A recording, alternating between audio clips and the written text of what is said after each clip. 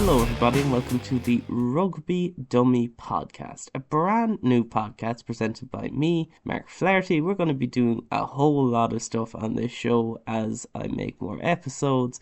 Today, I'm going to be looking at the Lions v Argentina game from both last night, or, if you're listening to this in the future, from Friday, the 20th of June, 2025.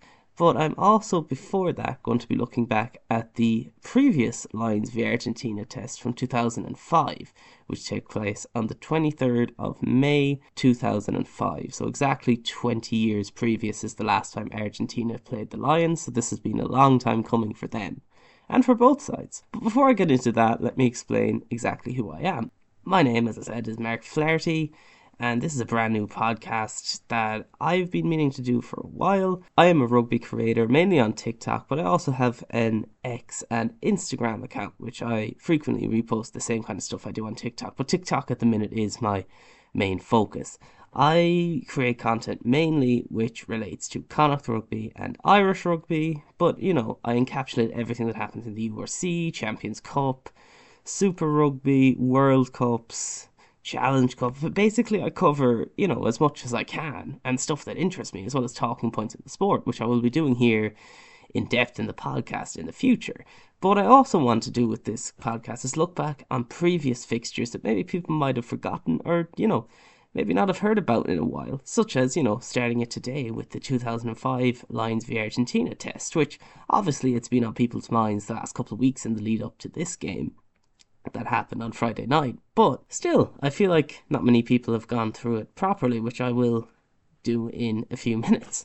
But first, a lot of people, kind of forget. Argentina and the Lions have played a few times. They did tests back, 100 years ago now, if not 90 years ago, where they actually toured Argentina. Now, at the time, Argentina were not the powerhouse they have been of the last, 20-ish years.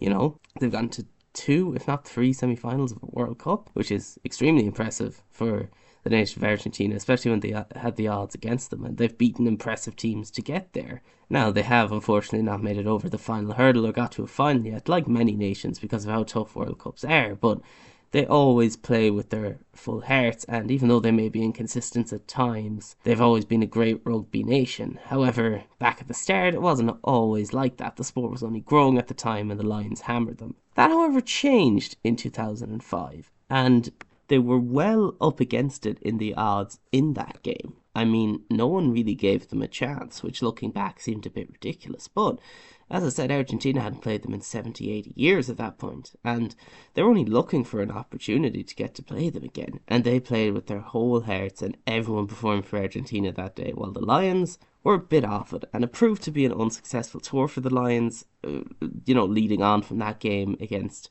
New Zealand, where they lost a test 3-0 to New Zealand, a very good New Zealand side, but it was still one of the worst Lions test series of, the professional era, if not the worst. And, if you look at the team they had, it was kind of incredible, but there was a lot of players maybe that had got there on merit because of the 2003 World Cup, which was led by Clive Woodward, which was a big talking point at the time, where people felt he picked players on merit rather than on their actual ability at the time, which, is a big talking point as well in this tour and selection, but we'll get onto that in a while. Let's just look at the lineup v Argentina that day for the Lions. Number 1, you've Graham Rowntree, which a legend of the sport. I mean, he's gone on to do great things with Munster, as well as a coach. Now, he didn't do too well at the England setup in 2015, but come on, that was a comedy of errors from everyone involved that time. Then you have Shane Byrne too, of course, Irish legend, known for his not Strictly Come Dancing, Dancing with the Stars as it's called in Ireland nowadays, but he was an expert back then. I mean, I was 2 years old when this test happened, so I only know these players from looking back and hearing from my father and stuff like that. So, I wouldn't I wouldn't take my word on how legendary these players were at the time, but I know from reading about them and watching games back. Then you have John Hayes. I mean, the bull John Hayes, probably the most legendary prop in Ireland, maybe ever, besides Tadhg Furlong, in the professional era anyway. He has to be up there. Then you have Donncha O'Callaghan, of course, Munster legend as well. I mean, he was a bit would you say he was a bit underrated at Munster? Maybe not, but he always put in big shifts, and I feel like he earned his spot that time. Looking back on the Munster performances of the early 2000s that he had, and the Irish performances in an era where Ireland wasn't particularly successful. This is before the rise in Ireland actually competing for Five and Six Nations. And you have Danny Drewcock, Martin Corry, Lewis Moody, Michael Owen. So a few of these names were familiar to me before I did some research, but they wouldn't really stand out to me, especially as I grew up, learning about Irish rugby, whereas they were English. Bar Michael Owen, of course, he's a Welsh legend. I mean, Gareth Cooper and Johnny Wilkinson. What was significant about this was, of course, Johnny Wilkinson, one of the most legendary out-halves ever, one of the most legendary English players ever. What was significant here, though, this was his first test match against international standard or international team since 2003 in the World Cup final. Just through horrendous injuries and just being unlucky, Wilkinson hadn't played a test match for England since then, and he got back with the Lions, just coming back from a major injury. And that just ended up being kind of the story at the tail end of Wilkinson's career. A lot of unlucky injuries and missed opportunities, but he is still the most legendary out-half in, I would argue, the British Isles. He has to be, I'm not going to include Ireland in the conversation, but in terms of England, Wales and Scotland, he has to be. And definitely the best England out-half ever. And you have Shane Williams, which, again, I feel like he was quite young here, no? I feel like he's one of Wales's bigger legends that maybe some people forget. Maybe they don't, I don't know, but I feel like he's not talked about that much. Then you have Gordon Darcy in 12, which, again, everyone knows how good Gordon Darcy was here in Ireland, but I feel like he kind of not got, sacked off because of how good Brian O'Driscoll was. But, that centre pairing was unbelievable, but he unfortunately was outshined by Brian O'Driscoll at 13, so a lot of people forget about the great efforts he had. And 13 was Ollie Smith from England, Dennis Hickey from Ireland, and Jordan Murphy from Ireland at fullback. I thought it was interesting. I fully forgot Dennis Hickey was on this Lions tour, but, it's interesting seeing Ollie Smith at the 13. They rested the Lions captain for this tour, which was Brian O'Driscoll, in favour of Ollie Smith, and Ollie Smith ended up scoring a try, so, that's impressive. So then the replacements were 16, Steve Thompson, 17, Julian White, 18, Ben Kay, 19, Lawrence Diallo, 20, Chris Cussiter, 21, Ronan O'Gara, and 22, Shane Horgan. What's interesting to note for me here is I kind of forgot that there wasn't always 8 subs on the bench, especially in the early 2000s, because in the time I've watched rugby, it's always been 8 as far as I remember. But, it's interesting to see how there was only 7 subs on the bench at this point, which probably made it a lot harder. You underestimate the impact of an extra sub in a game.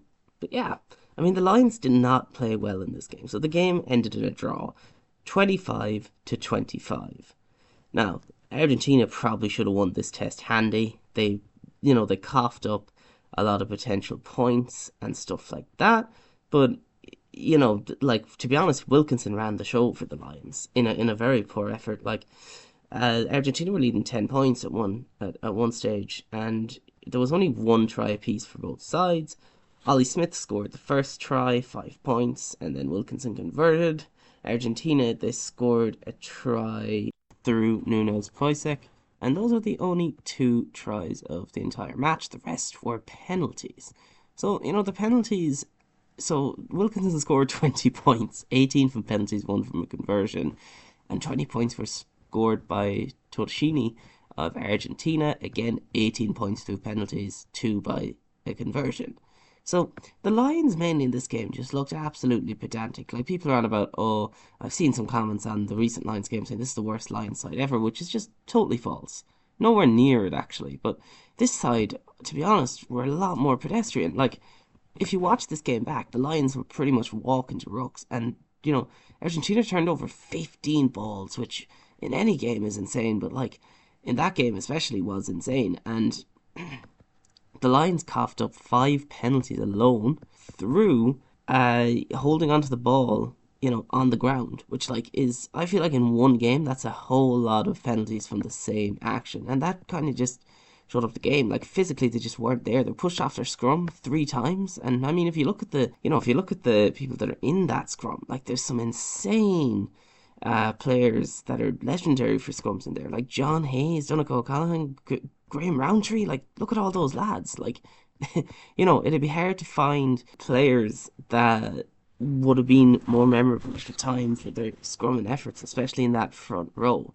Like John Hayes and Graham Roundtree. Like, what a matchup there in terms of prop. But yeah, I mean, the game in general, like, it wasn't the prettiest watch. There was lots of knock-ons. Again, Argentina, as I've said, like, coughed up a lot of potential points, but, they still got a very good result at the time for them. 25 points against the Lions, like, when the bookies had them, completely to lose. Like, there was 0 people giving them a chance. Which kind of leads as a good, cut-off point from this match to look at the most recent fixture, which took place in the Aviva on Friday night. Now, this game, you could argue, in a lot of ways, was pretty similar, except there was a lot stronger Argentina side, as well as you could argue a stronger Lions side. It's really up to you at the end of the day. I'd argue probably is a stronger Lions side, but feel free to disagree with me on that if you please, if you want to. But that's just what I think. A lot of this Lions side in 2025 featured English players, which the main reason for that, let's not beat around the bush here, is because the Premiership and URC finals were on 6 days before this test, and all the players who played for Bath, Leicester Tigers and Leinster could not, make the panel because it was a 6-day turnaround. They weren't in camp and stuff like that. The only one I think that did was Ronan Kelleher, who came off the bench in the URC final. Other than that, none of them were slotted in. Now, to be honest, I think it was a very lacklustre performance from the Lions, but again, it is the first game of the tour. You kind of expect that. But if we look at the lineup here, right, like it's not like we were lacking the talent there, So, in the front row, we had Ellis Genge, Finlay Bealham, and Luke Cowan-Dickey. In the second row, we had Mara Toche and Tyg Byrne. And in the back row, we had Tom Curry, Jack Morgan, and Ben Earl. So then the backs, we had Alex Mitchell and Finn Smith as the halfback pairing. We had Finn Smith, Duhan van der Merwe, and Marcus Smith as, the back three. And then we had Bundy Aki and Sione Tuipulotu. What a great lineup, in my opinion. Like, I originally had the Argentinians down to win, and then I seen the Lions lineup and I changed my mind for some weird reason. I should have kept my original prediction because I would have been right. I said that Argentina might win by a score, and they did. But I changed my mind and said the Lions would win by a score, which, looking back, obviously it was a tight game, but Argentina always looked more in control. They looked more cohesive. They attacked a lot better. They benefited and capitalised on all the Lions' mistakes. The replacements for the Lions were Ronan Kelleher, Pierre Schumann, Tyg Furlong, Scott Cummins, Henry Pollock, Thomas Williams, Elliot Daly and Mac Hansen. To be honest, all the subs had a good bit of an impact, in my opinion.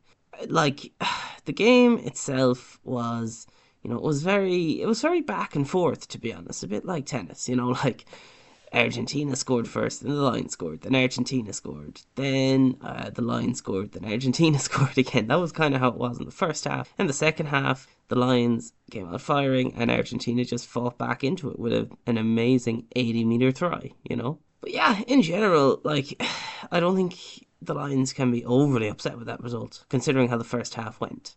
There was lots of opportunities that went astray, like especially in the last, I believe it was 10 minutes. If not, actually, it might have been closer to the last 5 minutes, where for some reason no one jumped in the line out and the 5 metres out from Argentina's line, and the Lions lost possession, and you were just kind of thinking then to yourself, this is the game. And it turned out to be the game, because the final score was 24-28, and at that point it was 24-28. And the thing is, I think if they had caught that ball and thrown some up into the line-out, I think the Lions would have scored. So, maybe they can rue their thoughts from that. But it's not like there wasn't, lots of other opportunities throughout the entire game. And even then, when they got on the line, after that, there was a crock roll identified when Lions were on penalty advantage, and the penalty was turned over. It was a crock roll by Tyg Byrne, and to be honest, it was a pretty poor mistake by Byrne, but you don't get many of them from him. Guarantee you he won't have another silly mistake like that anytime soon with the Lions. And it was a silly mistake. There's no point in trying to say that that wasn't a crock roll when it very clearly was a crock roll. Like, there's no point in trying to hide that fact. I mean, if you look at this Argentina side, they were missing a few players, but overall it was nearly a full strength squad for them.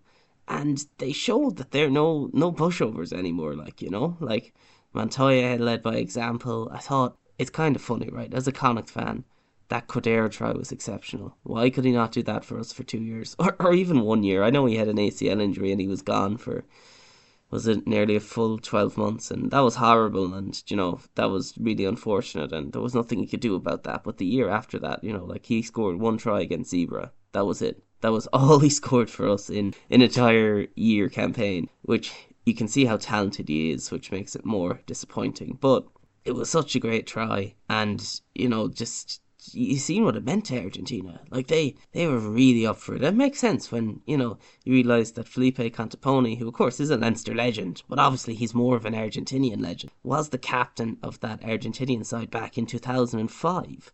And that just makes so much sense when you think about it, because he really got the players fired up for this one, So the point scorers in this game were Albornoz, who scored the second try for Argentina, Carreras, who scored the first, and Santiago Cordero, who scored the third and final try for them, and all the conversions and penalties were taken by Albornoz at 10, fantastic player by the way. And then for the Lions, the scorers were, there was 2 tries chalked off, firstly. There was Sione Tuipulotu's try, which was chalked off. There was Luke Cowan-Dickey's try, which was chalked off because it fell out of his hands. There was 2 knock-ons there. Unfortunate, but they were the right decisions. First try scorer was Bundy Aki, which he powered through 3 defenders. You know what I mean?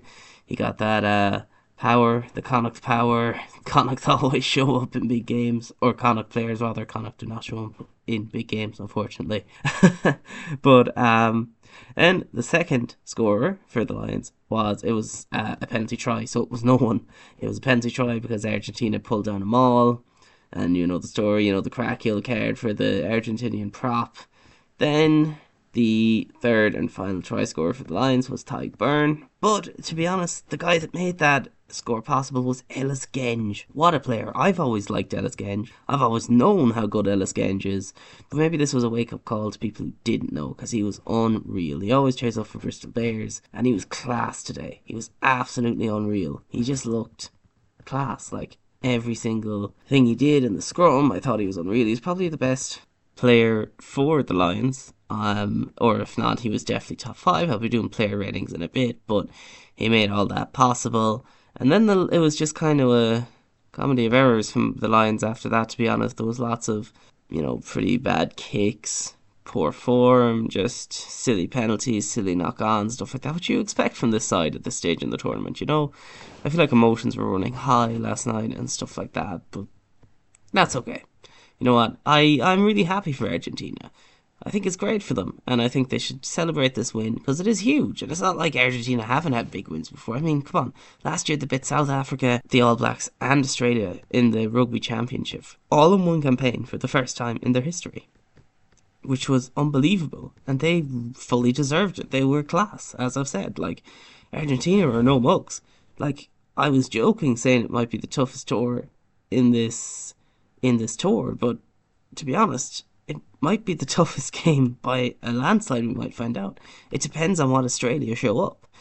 And I think Australia will be no mugs either, but Argentina, they just have something about them. And I might be fully wrong, and I might be looking back on this and saying what a fool I was for saying that Australia, could not have a chance against this line side. They may very well come out and win the tour, Australia should not be underestimated, but I don't think Farrell's underestimating them. I think some people are. But I still think that might be the toughest game just because of the way Argentina play. But, only time will tell. But I know for a fact I think that game will be tougher than, going up against the Brumbies and Western Force, which have been better this year in Super Rugby. But come on now, it's an international side and they're club sides. It would actually be a bit embarrassing for the Lions if they get shown up by them the way they were shown up by Argentina, But anyway, I mean, it's probably time we get on to player ratings for the Lions now, which there might be some hot takes in here, or there might be some, agreeable takes in here. I guess we'll see. So I'll go by number. So number one, starting loosehead, was Ellis Genge, which I am going to give a 9. I don't think he did anything wrong in that game. Or, very little. I think Argentina lost, or Argentina won one scrum all day while Genge was on the pitch. So, I think it's fair to say he did a great job there. Then there was his exceptional run. I think if the Lions would have won that game, I think he would have been easily, one of the top 3 choices for man of the match. 100%. So I don't think Genge did much wrong in that game, and I think a 9 is a fair score from me. Luke Cowan-Dickey, I'll probably give him a 6. He didn't particularly impress me. 6 or a 5. Do you know what? I'll be generous. I'll give him a 6. I think for what he came in and did, he was okay. I think his lineouts, they weren't particularly functioning all day. That's not fully on him. I think his actual throws were fine, bar one. Then, I feel like he was unlucky getting his try chalked off. Obviously, he knocked it on, but it was unlucky. It could have easily been a try. But yeah, I think a 6 is probably a fair score for Luke Cowan-Dickey. And Finlay Bealham, I'm also going to give Bealham a 9. Yep, you heard that right. I know people are going to be like, look at this fool. Connacht bias. Maybe. But I think a 9 is fair. Bealham, again, did absolutely nothing wrong. I think bar Genge, he was the best prop they paid all day. I think he was class. I think, again, did his job right. Put in a great performance. And he actually had to come on at the end as well after HIA for Tadhg Furlong. But I don't think anyone will be overly upset with me giving Bealham a 9. I think it's a fair score. I think for what he contributed to the game anyway it was. And 4, the locks, it's an impressive, it's going to be maybe controversial, my opinions here, but I think both Maro Itoje and Tadhg Beirne didn't have their best games. Maro Itoje especially. Itoje, for his standard, where I've seen him play for England, nearly every single England test for the last 5 or 6 years, and he's played every single England test, right? He's never missed a minute of rugby for England since 2019 or something, which is crazy. I think Itoje was pretty poor by his standard yesterday. In the air, he was poor. At rucks, he was pretty poor. I just felt like he never really got into the game, and that's why he was subbed. You never see Itoje get subbed in a game, but he was subbed there, and I know it could be rotation and stuff, but I don't think it was. I think he just had a pretty poor game. That's why I'm going to give him a 4. Genuinely, I'm going to give him a 4. I didn't see anything of Itoje which, particularly impressed me. Actually, a 4 is harsh. I'll give him a 5. I think it'll be harsh. Maybe give him a 4, but I don't know why he just didn't do it for me, and I didn't think he particularly showed his best strengths as a captain. But again, it's going to take a lot of these players that aren't in Farrell's system to gel to the system, because he's playing a similar game to Ireland, and look, maybe that's something you had to factor in, that it took Ireland nearly 2 years to gel under Farrell, from when he joined them in 2020, and, you have to, after the 2019 World Cup, but 2020, I believe, was his first test, so you have to kind of, wonder if maybe that's why a lot of the English players didn't particularly do very well yesterday. Tadhg Beirne, then. Well, I'll give Tadhg Beirne a 6, I think. Again, not his best game. He's usually an 8 out of 10 player, never any lower, but he was a 6 out of 10 today. He wasn't getting that stuck. He was stuck in at rucks and stuff, but in general, for his standard, I didn't think he was particularly great. He scored a try, which was good. There was the croc roll at the end was just a bit silly, and he knew it was. There was lots of stuff like that in there that I just thought was very silly for his standard. But yeah, I think 6 is fair for Tadhg Beirne. 6, into the back row, Tom Curry. I don't know about Tom Curry, lads. He, again, for his standard, when he plays for England, that was poor today. He was really poor. He didn't do anything to impress me on that field today. He was doing a small bit of the brunt work, in and around the rucks. In the air, though, everyone was poor, so I'm not going to judge him too harshly on that, but I do think for Tom Curry's standard, from what I've seen him play, it was definitely a game to forget by him. It was definitely nothing to shout about from him, nothing to get too excited about, I think he learned from that performance that, he needs to up the game, but I think, well, I score him probably a 5. Probably a 5. Again, just very mediocre, not awful, but not great. 7, Jack Morgan. I think Jack Morgan did fine. I think it was very harsh to sub him off rather than Ben Earl or Tom Curry at the time. I thought he was, I thought he was better than Earl anyway.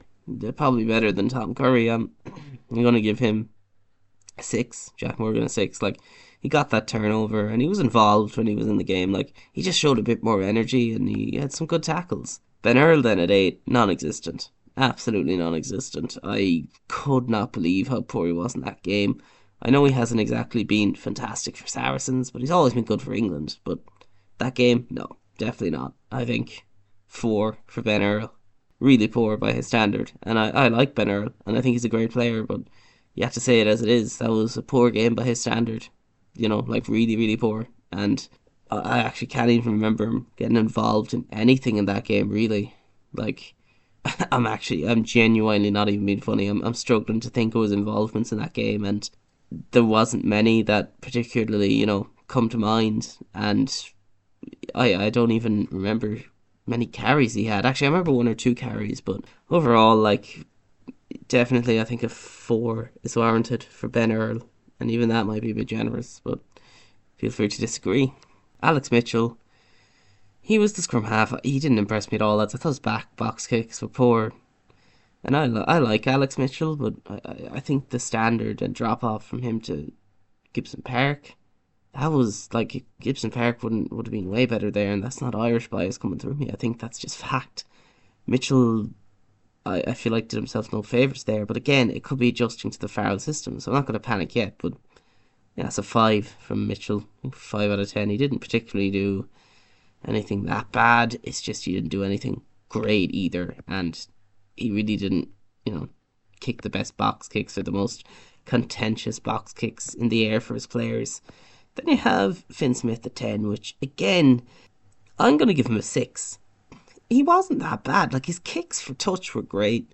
I thought his kicks from the spot were good. It was just more, like, around the field, he seemed very predictable, and there wasn't a whole lot that he did that, inspired the team, or he didn't spot much space. Like, his cross kick in the first opening 20 minutes, like, it wasn't really on, and I guess it could have worked out, but it didn't. And it's just small things like that maybe, he'll adjust to as he gets used to the system. But at the minute, it wasn't his best performance, but I'll give him a 6. 11, Duhan van der Merwe. Now, if you don't know, and you do not listen to me on TikTok, I have a big agenda against Duhan van der Merwe. I just always have. I never particularly liked him as a player, but I think some people have been a bit harsh on him, including me.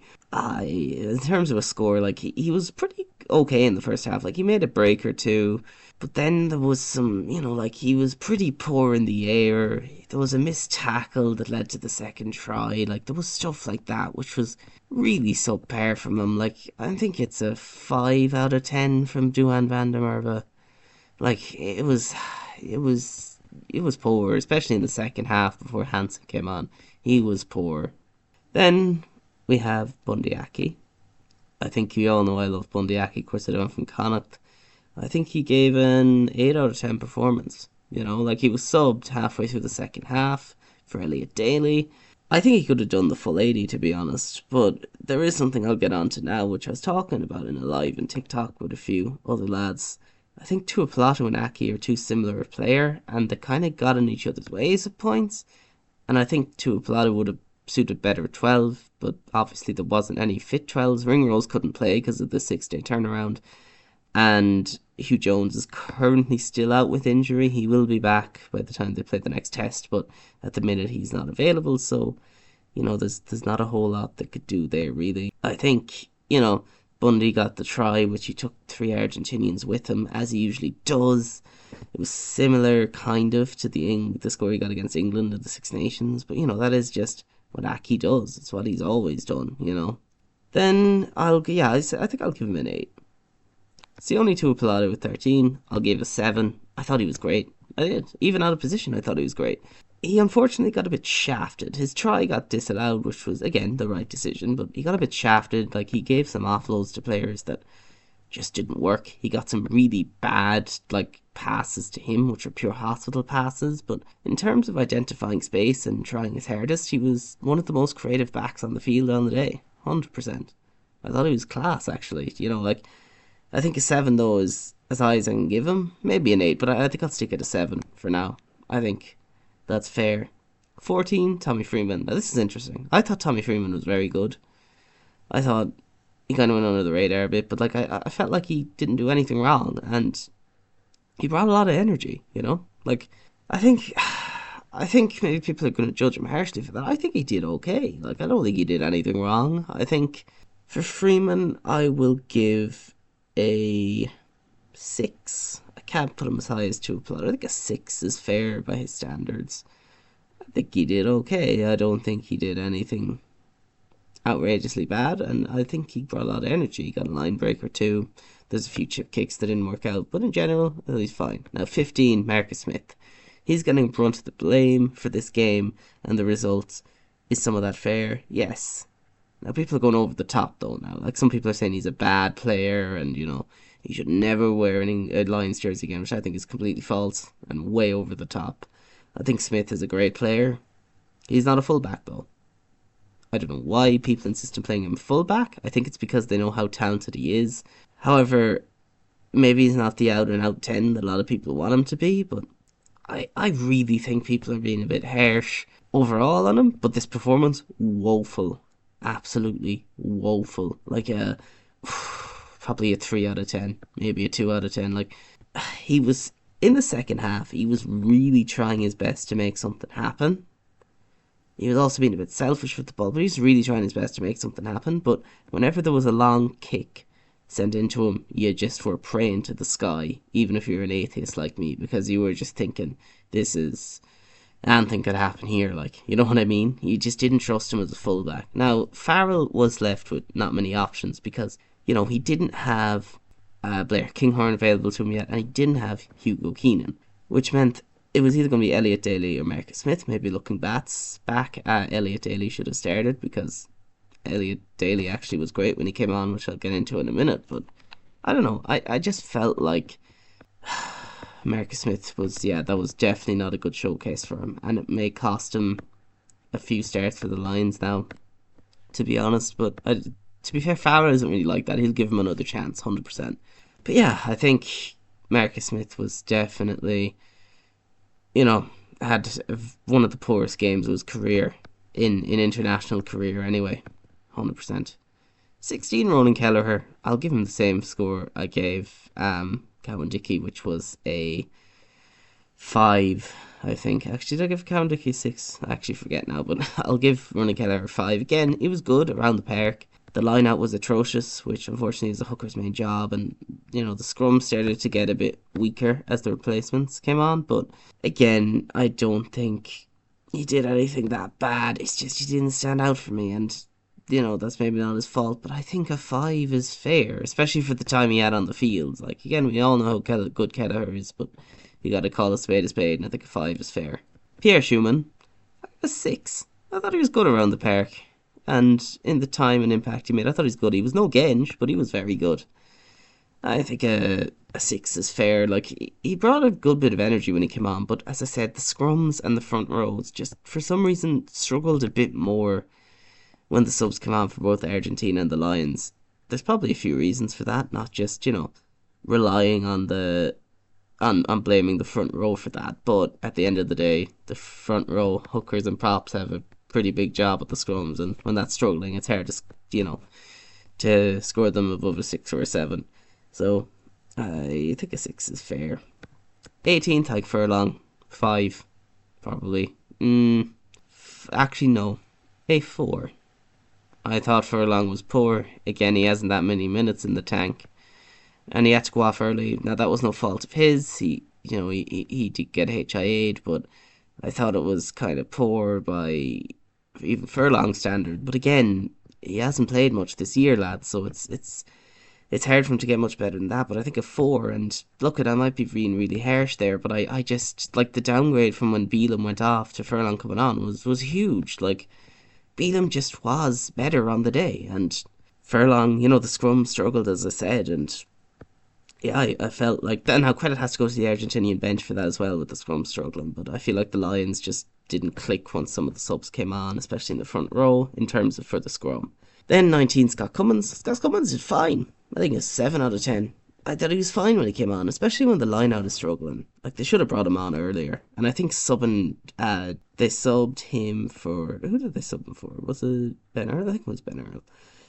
He was, yeah, he was good. He was better in the air than a lot of them, and he had some involvements around the park. I thought he was fine. He impressed me. I thought he was good. Scott Cummins did fine. Absolutely no complaints with him. So I think a 7 is a fair result. Henry Pollock 6.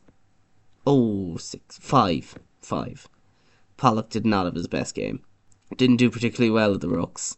Didn't do particularly well in the scrum. Didn't do particularly well in open play. He missed, realistically, that third try. Big part of that his fault. He missed a tackle, and I believe it was Albornoz, which led to the break, which eventually led to the try. There's a few other tackles that could happen after that, but realistically, he should have made that tackle quite easily, and he slipped off it. On top of that, I thought Pollock was, like he hit the ball, got ripped from his hands at the end, which again, credit goes to Argentina, but Pollock should have been better there. Bit poor, to be honest. Pollock probably, yeah, I think a 5 is fair. I don't think he had his best game, but that's okay. Again, the players will grow into the system and they'll have better days out. 21, Thomas Williams. I thought he was class, lads, when he came on. I think he brought a lot of energy that that Mitchell was missing. And I think, to be honest, not many people expect much from Thomas Williams, and he kind of showed them up. Both the Welsh lads were good today. I'll give Williams an 7. I'm not going to do 0.5s. I'd probably give him a 7.5. So, I can't give him an 8. I think a 7. I think he was good when he came on. Now, he did get caught a few times at the back of rucks and at the back of the scrum, but, he was okay. He brought a lot of energy that was needed. Elliot Daly, also a 7. Thought he was really good. For Elliot Daly, I thought he was class. I thought he had a few half breaks and his own 22 and stuff like that. I thought he did fine. Like, genuinely, I thought, he really shut up maybe some of his haters there, and he did a good job. Like, no complaints for Elliot Daly there. Old man Daly showing up some critics again, as he sometimes tends to do a lot, it seems now. But I mean, I was of course critical of Daly getting on the plane, but you know what? After that performance, keep him. I thought he was good. Mac Hansen, 23. Now this is just pure bias. I'm going to give Hansen an 8. I thought Hansen brought on great energy. Great burst of energy. He kind of read the game pretty well. He didn't make any out and out breaks. He made one break when he first came on. He just read the game well. Like, he got involved in everything at the rucks, at the, getting ball carrying and stuff like that. I thought he was really good. Like, he silenced a lot of haters that he had. A lot of haters that were saying, "Oh, Hansen's no good. Hansen's shite, lads. He's never should have gotten that plane. Darcy Graham this, Darcy Graham that." Well, Darcy Graham should be on the plane, but Hansen's justified his spot there. Send Van der Merwe back home and take Darcy Graham instead as a backup to Hansen. I think Hansen will probably start the next test after that, like the next warm-up game after that against Western Force. I feel like he's going to start against the Brumbies because that's his old side anyway, but I thought that was class from Hansen. Like, I thought he was really good. And all the Connacht boys did us proud, And I felt all the Irish players did. Well, there was only 2 other Irish players, right? But, sorry, 3 other Irish players. But, in general, good effort, by the Irish lads. And the performance overall wasn't really there. But, again, like, I wouldn't read too much into that yet, I'd relax a small bit. They're only gelling and they'll get better over time, I think. But yeah, there is a few names there who didn't have the best performance, that didn't exactly put their hands up for the next test, but we'll see. The next Lions game is against Western Force, which will be an interesting one. I think they should definitely win that. If they don't win that, that's a bit embarrassing, lads, but that's in 2 weeks. It's not next week, it's the week after that, due to climatization and stuff like that before the big tests. But I think it'll be an interesting game. It'll be interesting to see how the Lions get on. But yeah, until then, I'll be doing a podcast next week as well, in the break in between. I haven't fully decided what I'm going to do it on yet, but I'm sure it'll be entertaining. Thanks for listening, if anyone got this far in. My name is Mark Flaherty, as I said, Follow me on TikTok if you enjoyed this, because I do little 10-minute rants like this sometimes as well, and I just make videos of me talking. At the end of the day, I am just a guy who talks about rugby. If you want to follow me on TikTok, Instagram and X, my name is Mark Talks Rugby on all of them, with a space in between the Mark Talks and Talks Rugby. There's a space or a dash underneath. And yeah, I do this kind of content. I'll be promoting my podcast on there. I hope to put a video or a podcast out every week. But yeah, please follow me on there if you enjoy this, and follow this podcast. I'll be doing interesting videos. Not every video is going to be the same. It'll be a different kind of topic every week. I won't be analysing games every week. I'll be doing countdowns, lists, stuff like that. So yeah, make sure to tune in next week. But this has been the Rugby Dummy podcast, and thank you for listening. Bye.